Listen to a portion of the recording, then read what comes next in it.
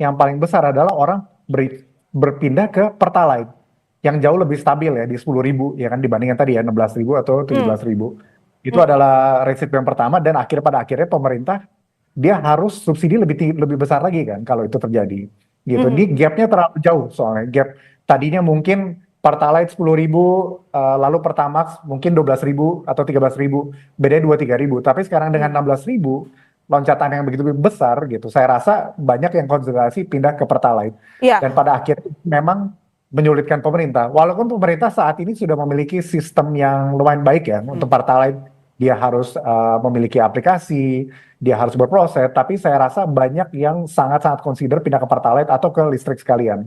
Ya, jadi apa dampak terburuk kalau misalnya kondisi peralihan pola konsumsi ataupun habit konsumsi ini tidak dikendalikan oleh pemerintah? Iya, jadi itu dia ya. Saya rasa jadi pertama adalah resiko mereka pindah ke Pertalite dan itu akan semakin memberatkan Pertamina dan fiskal. Tapi yang mungkin yang tidak dihitung tadi saya sempat lihat cuplikannya sebentar dia bilang, oh ini tidak berpengaruh ke inflasi. Dan itu betul sekali. Kami di Core Indonesia sebenarnya sudah menghitung, kita perkirakan dampaknya mungkin cuma 0,1% Oke. bulan per bulan. Tetapi ini kan angka makro ya Bu ya. Ini kan angka makro gitu, bukan angka dompet masyarakat. Yang berbahaya itu adalah daya beli dan dompet masyarakat kelas menengah itu sendiri. Gitu. Kalau kita lihat misalnya di triwulan 1 kita pertumbuhan ekonomi cukup baik di 5,6% dan itu salah satu ditopang oleh konsumsi rumah tangga. Ya kan konsumsi rumah tangga itu tumbuh 5,2%. Nah, kalau kita lihat detail siapa sih yang sebenarnya spending atau belanja di konsumsi rumah tangga itu memang kelas menengah atas dan kelas atas. Bukan kelas menengah atau menengah bawah.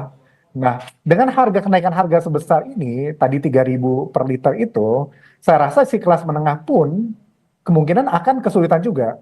Karena kita perlu ingat, si kelas menengah ini definisinya juga agak rancu ya. Jadi dia nggak miskin banget sampai ngemis, tapi dia nggak kaya banget sampai punya mobil 2 atau rumah 2 gitu. Jadi ya pas-pasan aja lah buat sekolah, buat cicilan dan segala macam. Nah ini saya rasa hal yang mungkin secara